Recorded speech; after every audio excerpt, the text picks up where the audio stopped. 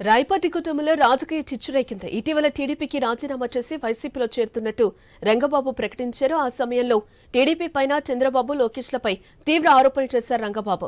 నారా లోకేష్ తో తనకు ప్రాణహాని ఉందని ఆరోపించారు. ఆ కామెంట్స్ తర్వాత తనను వ్యక్తిగతంగా టార్గెట్ చేస్తూ బెదిరింపు కాల్స్ వస్తున్నాయని, కిరాయి హంతకులతో హత్య చేయించేందుకు డబ్బులు పోగు చేశారని తెలిసిందన్నారు. దీంతో రంగబాబుతో రాయపాటి శ్రీనివాస్, రాయపాటి శైలజ విభేదించడం జరిగింది. అయితే టీడీపీపై రంగబాబు చేసిన విమర్శలను శ్రీనివాస్, శైలజ ఖండించారు. అయితే ఏ వివాదంపై రాయపాటి సాంబశివరావు ఇప్పటివరకైతే స్పందించలేదు. ఇక ఇదే అంశానికి సంబంధించిన మరింత సమాచారం మా ప్రతినిధి సాంబశివరావు లైవ్ ద్వారా అందిస్తారు. సాంబశివరావు, రాయపాటి కుటుంబంలో రాజకీయ చిచ్చు దీని ఏ విధంగా చూడాలంటారు?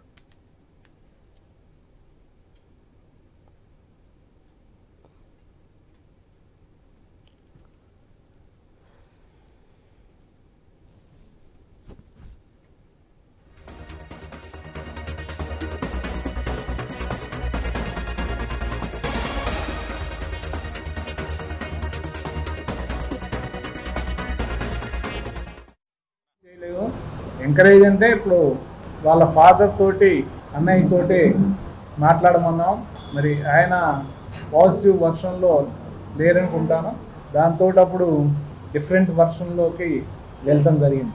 మేము ఇంతకాలం బట్టి పాలిటిక్స్లో ఉన్నా ఎప్పుడు ఎవరి గురించి యాడ్వర్స్గా మాట్లాడటం కానివ్వండి, నెగిటివ్గా మాట్లాడటం కానివ్వండి ఎప్పుడు లేదు. అటువంటి పరిస్థితుల్లో రంగబాబు ఎక్స్ప్రెస్ చేసినటువంటి ఒపీనియన్ కరెక్ట్ కాదనుకుంటున్నాం.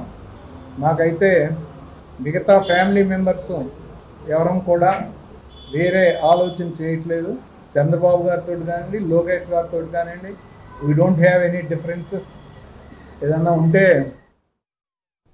ఇదే అంశానికి సంబంధించిన మరింత సమాచారం మా ప్రతినిధి సాంబశివరావు లైవ్ ద్వారా అందిస్తారు. సాంబశివరావు, రాయపాటి కుటుంబంలో రాజకీయ చిచ్చుని ఏ విధంగా చూడాలంటారు? గత 2 రోజులుగా గుంటూరు జిల్లాలో రాయపాటి నివాసంలో గానీ, రాయపాటి ఇంట్లో జరుగుతున్నటువంటి రాజకీయ చర్చ జిల్లా వ్యాప్తంగా కూడా చర్చనీయాంశమైంది అని చెప్పుకోవాలి. ముఖ్యంగా ముందుగా రాజీనామా అంటే రాయపాటి సాంబశివరావు తనయుడు రాయపాటి రంగబాబు గత 2 రోజుల క్రితం ఒక ప్రెస్ మీట్ పెట్టి కూడా టీడీపీ పార్టీకి రాజీనామా చేస్తున్నానని చెప్పేసి, అదేవిధంగా టీడీపీ సభ్యత్వానికి కూడా రాజీనామా చేస్తున్నానని చెప్పి అతను టీడీపీపై తీవ్ర స్థాయిలో కూడా విమర్శలు చేయడం జరిగింది. దానికి తోడుగా ఆ చంద్రబాబు ఆ ఫోటోని పగలకొడుతూ కూడా గత ఎప్పుడైతే టీడీపీ పార్టీలోకి వచ్చామో అప్పుడు మా భవిష్యత్ అంతా పూర్తిగా నాశనం అయింది. అదేవిధంగా టీడీపీ చంద్రబాబు నాయుడు, లోకేష్ ఇద్దరు కూడా పూర్తిగా కమర్షియల్ మనుషులు, మాకు 160 కోట్లు తీసుకొని సీట్ ఇచ్చారని చెప్పేసి కూడా నిన్న మన ఐన్యూస్ తో కూడా చెప్పడం జరిగింది. అయితే ఈ విషయంపై మాత్రం ఆ రాయపాటి కుటుంబంలో మాత్రం తీవ్ర దుమారమే లేగుతుంది అని చెప్పుకోవాలి. ఒక పక్క రాయపాటి సాంబశివరావు ఫ్యామిలీ, అదేవిధంగా రాయపాటి శ్రీనివాసరావు, రాయపాటి సాంబశివరావు తనయుడు రాయపాటి శ్రీనివాసరావు, వీళ్ళిద్దరు ఈ కుటుంబాల మధ్య మాత్రం గత 2 రోజుల నుంచి మాటల యుద్ధం నడుస్తా ఉంది. ముఖ్యంగా రాయపాటి రంగబాబు చేసినటువంటి వ్యాఖ్యలపై మాత్రం వాళ్ళ కుటుంబ సభ్యులు నిన్న స్పందించడం జరిగింది. రాయపాటి శ్రీనివాసరావు, అదేవిధంగా రాయపాటి శ్రీనివాసరావు తనయురాలు అంటే రాజధాని ఉద్యమంలో కీలక పాత్ర పోషించినటువంటి శైలజ కూడా నిన్న దీనిపై స్పందించడం జరిగింది.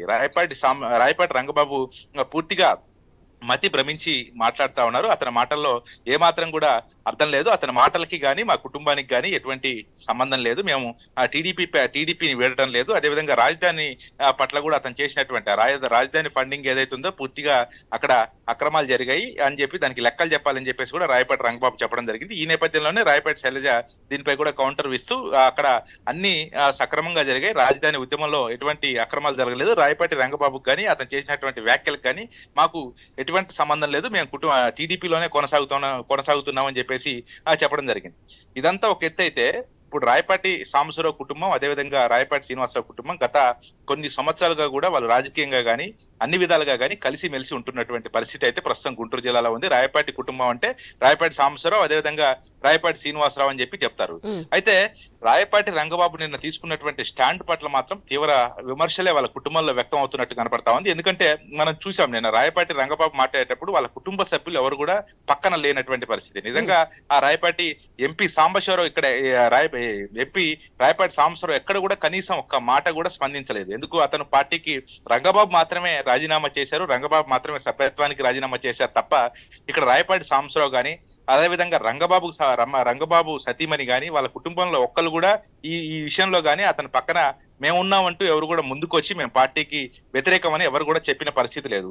ఇప్పటికీ 2 రోజులు అవుతుంది రాయపాటి రంగబాబు గత విమర్శలు చేస్తూ చంద్రబాబు పై, అదేవిధంగా లోకేష్ పై తీవ్ర స్థాయిలో విమర్శలు చేస్తూ అతను ప్రత్యక్షంగానే నేను వైసీపీలోకి వెళ్తున్నాను, జగన్ చాలా మంచి కార్యక్రమాలు చేస్తున్నారని చెప్పేసి చెప్పడం పట్ల మాత్రం ఒక పక్క టీడీపీలో విమర్శలు అయితే వ్యక్తం అవుతా ఉన్నాయి.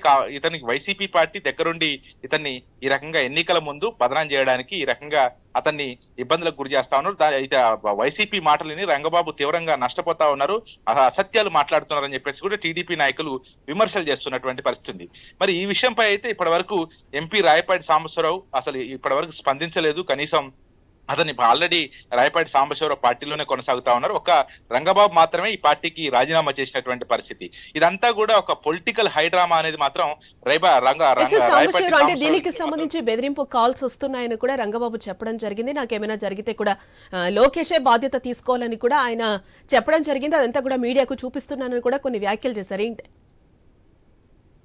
ఎప్పుడైతే అంటే రాయపాటి రంగబాబు ఎప్పుడైతే తీవ్ర విమర్శలు చేశారో అదేవిధంగా లోకేష్ ఎలా గెలుస్తాడో నేను చూస్తాను, మంగళగిరిలో నాకు ఆ పరిచయాలు ఉన్నాయి, నేను రాజకీయం చేశాను, నాకు లోకేష్ ని అట్టి పరిస్థితుల్లో కూడా అక్కడ ఎస్సీ ఎస్టీ బీసీ అదేవిధంగా పద్మశాలి ఓట్లు ఎక్కువగా ఉన్నాయి ఆ మంగళగిరిలో, కాబట్టి నాకు పరిచయాలు ఉన్నాయి, లోకేష్ ఎట్లా గెలుస్తాడో చూస్తాను, కర్నూలులో గెలవాలి, అదేవిధంగా లోకేష్ పై కొన్ని అనకూడని మాటలు అనటం, అదేవిధంగా చంద్రబాబుని లోకేష్ ని ఇద్దరిని కూడా తీవ్ర స్థాయిలో విమర్శించడం, దీని పట్ల కొంతమంది టీడీపీ నాయకులు రంగబాబుకు ఫోన్ చేసి అతనికి కొంత వార్నింగ్ ఇచ్చినట్టుగా తెలుస్తా ఉంది. ఈ నేపథ్యంలోనే కొంతమంది అతన్ని బెదిరించినట్లుగా కూడా తెలుస్తా ఉంది. అయితే ఈ నేపథ్యంలో అతను నిన్న గుంటూరు ఎస్పీకి కూడా ఫిర్యాదు చేశారు. గుంటూరు ఎస్పీకి ఫిర్యాదు చేస్తూ నాకు ప్రాణహాని ఉంది లోకేష్ వల్ల అని చెప్పేసి కూడా అతను ఫిర్యాదు చేయడం జరిగింది.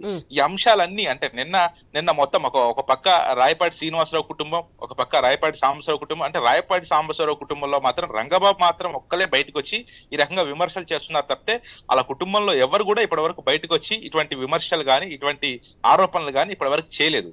అదేవిధంగా రాయపాటి శ్రీనివాసరావు ఫ్యామిలీ అయితే ఒకటే చెప్తా ఉన్నారు, రంగబాబు అంటే రాయపాటి ఫ్యామిలీ అంటే గుంటూరు జిల్లాలో రాజకీయంగా చాలా చాలా చాలా పలుకుబడి ఉంది. రాయపాటి సాంబశివరావు అంటే ఫ్యామిలీ అంటే కొంత ఇక్కడ ఒక పేరుంది, అటువంటి పేరుని చెడగొట్టొద్దు అని చెప్పేసి కూడా రాయపాటి శ్రీనివాసరావు నిన్న చెప్పడం జరిగింది. రాయపాటి శ్రీనివాసరావు శైలజ కూడా నిన్న చెప్పడం జరిగింది. అయితే రంగబాబు మాత్రం ఈ విషయం పట్ల ఇంకా అతను వాళ్ళ కుటుంబంపై కూడా నిన్న ఒక ప్రెస్ మీట్ పెట్టి ఆ కుటుంబంపై కూడా విమర్శలు చేస్తున్నటువంటి పరిస్థితి ఉంది. వాళ్ళ శైలజ పైన కూడా నిన్న వాళ్ళ సొంత చెల్లి పైన కూడా రాజకీయంగా నిన్న విమర్శలు చేశారు. వాళ్ళ ఎవరైతే రంగబాబుని ఈ విషయంలో తప్పు పట్టారో వాళ్ళందరిపై కూడా వాళ్ళ కుటుంబ సభ్యులని కూడా లేకుండా కూడా వాళ్ళపై విమర్శలు చేసినటువంటి పరిస్థితి ఉంది. మరి ముఖ్యంగా రాయపాటి రంగబాబు కుటుంబంలో జరుగుతున్నటువంటి పరిస్థితులు చూస్తా ఉంటే మరి రాజకీయంగా ఆ కుటుంబం చాలా ఇబ్బందికరంగా కనపడుతున్నట్టుగా కనపడతా ఉంది. అయితే కుటుంబం పూర్తిగా కూడా వాళ్ళు ఒక పక్క రాయపాటి రంగబాబు ఏమో వైసీపీకి వెళ్తామని చెప్తా ఉన్నారు, మరో పక్క రాయపాటి శ్రీనివాసరావు కుటుంబం ఏమో మేము టీడీపీలో. రాయపాటి ఫ్యామిలీ టోటల్ గా రాజకీయం ఎటువైపు వెళ్తుంది అని అనుకోవచ్చు అంటారు? రంగబాబు ఆ మాటలతో ఏమైనా ఫ్యామిలీలో చీలికొచ్చే అవకాశం ఉంది అని అనుకోవచ్చు అంటారు? ఇప్పటివరకు అయితే రాయపాటి సాంబశివరావు అయితే ఈ ఇష్యూకి సంబంధించి ఇప్పటి వరకు స్పందించిన పరిస్థితి కనిపిస్తోంది. అయితే ఇక్కడైతే ఒకటే కనబడతా ఉంది, రాయపాటి సాంబశివరావు నిన్న రాయపాటి రంగబాబు మాట్లాడినటువంటి మాటలకి ఒక చెక్ పెట్టాలంటే మాత్రం ఖచ్చితంగా ఈ విషయంపై మాత్రం రాయపాటి సాంబశివరావు అయితే స్పందించాల్సిన అవసరం ఉంది. రాయపాటి సాంబశివరావు కుటుంబ సభ్యులు కూడా స్పందించాల్సిన అవసరం ఉంది. ఎందుకంటే రంగబాబు మాత్రమే ఈ స్టాండ్ తీసుకున్నటువంటి పరిస్థితి కనబడతా ఉంది. ఎందుకంటే ఇప్పటివరకు మనం చూసిన ఎక్కడ కూడా రంగబాబుకి ఎక్కడ సపోర్ట్ ఫ్యామిలీ నుంచి ఏమాత్రం కూడా సపోర్ట్ లేదు. కొంత రాయపాటి సాంబశివరావు గాని వాళ్ళ కుటుంబంలో నిన్న రాయపాటి రంగబాబు మాత్రం ఒక స్టాండ్ మాత్రం ఖచ్చితంగా తీసుకున్నట్టుగా కనబడతా ఉంది. రంగబాబు నేరుగా వైసీపీకి వెళ్ళిపోతానని చెప్పేసి స్పష్టంగా చెప్పడం జరిగింది. నిన్న మన ఐన్యూస్ ఇంటర్వ్యూలో కూడా ఆయన స్పష్టత చేశాడు, నేను ఖచ్చితంగా ఈ టీడీపీ పార్టీకి రాజీనామా చేసిన తర్వాత నేను వైసీపీ పార్టీలోకి వెళ్తాను, జగన్మోహన్ రెడ్డి సంక్షేమ కార్యక్రమాలు నాకు బాగా నచ్చాయి కాబట్టి వైసీపీ పార్టీలోకి వెళ్తాను, ఒకవేళ వైసీపీలో ఎమ్మెల్యే టికెట్ ఇస్తే పోటీ చేస్తాను, లేకపోతే రాజకీయాలకు పూర్తిగా దూరంగా ఉంటానని చెప్పేసి కూడా ఆయన చెప్పడం జరిగింది. అయితే ఆయన ఆంతర్యం వెనక మాత్రం, ఎందుకంటే అతను 2.5 సంవత్సరాల నుంచి టీడీపీ పార్టీలో ఎక్కడ యాక్టివ్ గా లేరు. ఎందుకంటే గతంలో 2019 ఎన్నికల్లో రాయపాటి సాంబశివరావుకి నరసరావుపేట నుంచి ఎంపీ టికెట్ ఇచ్చారు, అక్కడ ఆయన ఓడిపోయారు. 2014లో ఇచ్చారు, 2014లో గెలిచారు, 2019లో ఇచ్చారు, ఓడిపోయారు. అప్పుడు ఆయన కొంత రంగబాబు టికెట్ ఆశించారు, కాకపోతే రంగబాబుకి టికెట్ ఇవ్వలేదు. మరి 2.5 సంవత్సరాల నుంచి యాక్టివ్ గా లేడు, ప్రస్తుతం అతనికి టికెట్ ఇవ్వలేదని చెప్పేసి ఈ రకంగా ప్రవర్తిస్తున్నాడని చెప్పేసి కూడా టీడీపీ వర్గాల నుంచి మాత్రం తీవ్ర చర్చ నడుస్తా ఉంది.